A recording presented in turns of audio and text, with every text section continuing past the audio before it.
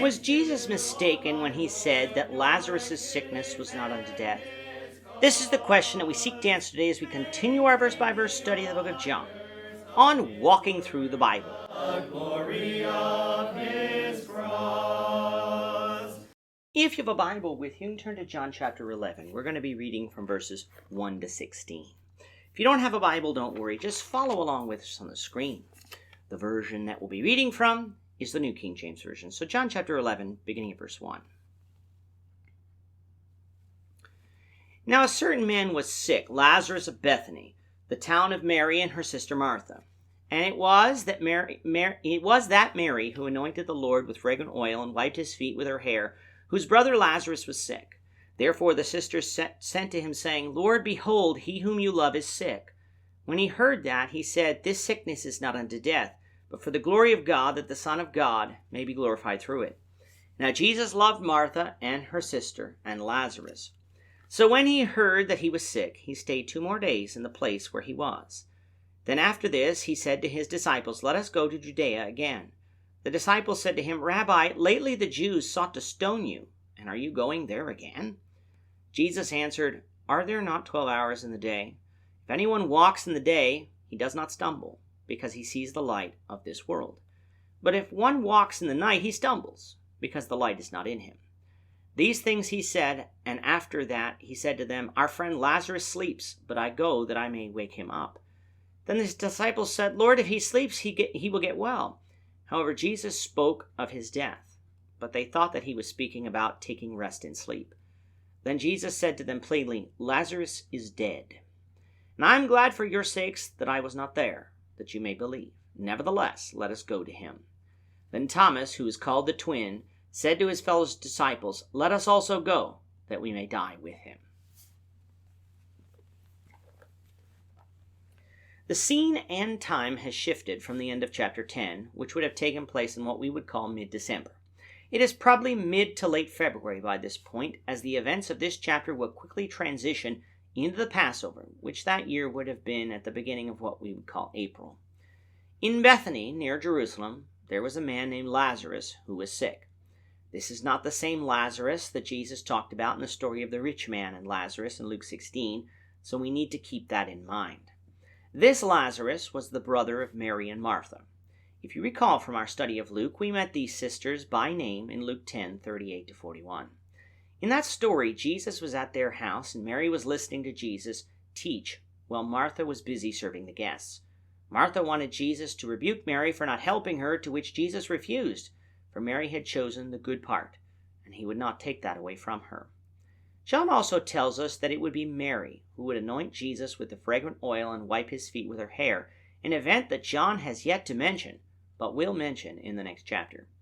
It is an event, though, that we have read of before in Matthew 26 and Mark 14, though Mary's name is not mentioned there. This story in John doesn't begin its focus so much on the sisters as it does on the fact that Lazarus is sick, a sickness so serious that Mary and Martha sent word to Jesus for him to come, for Jesus loved Lazarus very much. When Jesus got the message, he told the messengers that this sickness is not unto death, but for the glory of God, that the Son of God, Jesus, might be glorified through it. Now there's a couple of things we've got to make note of before moving on. 1, Jesus didn't say that Lazarus wouldn't ever die, for we read later on down that he did. What Jesus was saying is that Lazarus wouldn't remain dead, but that his immediate death would serve the purpose of glorifying God the Father and God the Son. That the disciples and likely the messengers misunderstood this doesn't change Jesus' meaning. The second thing we must note is that the passage doesn't say that God afflicted Lazarus with this sickness so that he could be glorified, but rather that the event would be used for this purpose. God and Jesus could have used anybody's death for this purpose, but Lazarus' death would be used because he was sick at that time. This shows us that although God isn't the cause of bad things happening to us, he does allow them to happen and may use some of those events in order to advance his purpose. Jesus, however, knew what was going to happen and wasn't worried, so he tarried 2 days longer.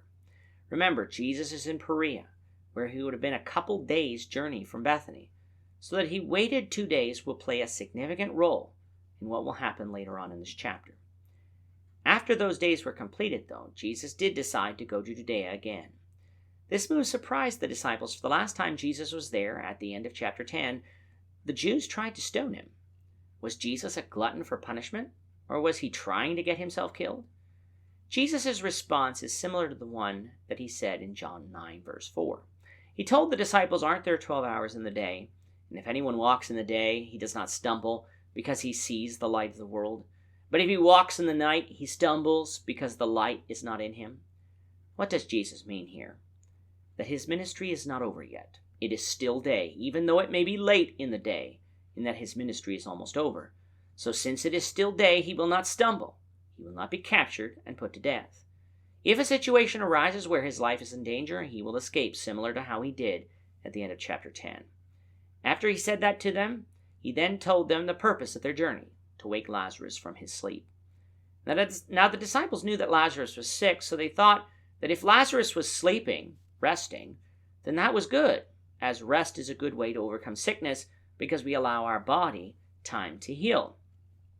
Jesus, though, was using the word sleep in a different sense. He was using it to mean death. The Bible uses sleep this way, and so do we today. It is the context that will determine the meaning. In telling them that Lazarus was dead, Jesus was glad for the disciples' sake that he didn't go. For had he gone, Jesus would have likely just healed Lazarus. But now, since Lazarus is dead, it will allow Jesus to perform a miracle which should increase their faith in him. It is then that Thomas, who is called the twin, one of Jesus' disciples, stands up and says, "Let us go with him," meaning Jesus, "that we may die with him." Thomas knew the dangers that Jesus was facing, and at that time he was willing to die with Jesus, if that be the case. In a few weeks, Thomas would have the first opportunity to put those words to the test, but he, along with the rest of the disciples, fled when Jesus was arrested. However, tradition says that later he was martyred for the cause of Christ. But that Thomas said so here shows us that Thomas was a man of faith, a man of conviction. Would he be perfect? No. But neither would any of the other disciples. But at that moment, he was willing to die with Jesus, an admirable quality for sure. We'll continue with this story, the Lord willing, in the next lesson. With that, our time is up for today. The Lord willing, we hope you'll join us for tomorrow's discussion of John chapter 11, verses 17 to 27, as we continue our walk through the Bible, one verse at a time. Thank you for watching today's episode. We hope that you found it edifying and ask that you not only subscribe to our channel and podcast, but that you like and share this episode among your friends, so that the saving gospel of Jesus Christ can go out to the whole world.